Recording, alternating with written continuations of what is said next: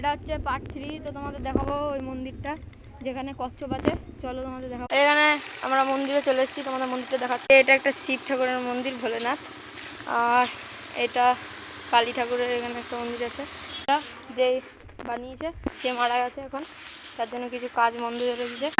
এই সুইমিং পুলটার মধ্যে কচ্ছপ মাছ অনেক কিছুই থাকে, কিন্তু মরে গেছে, এখানে মরে যাচ্ছে, এত নোংরা করেছে এই জলটা। এই দেখো তোমার কচ্ছপ তো এখানে দেখা যাচ্ছে না, তোমরা এই ব্যাংকটাই দেখো, আর কি করবা, ওই যে ব্যাংক। এই যে গাইস কচ্ছপ, এটা খুব খুঁজে তারপরে কচ্ছপটা পেয়েছি তোমাদের জন্য।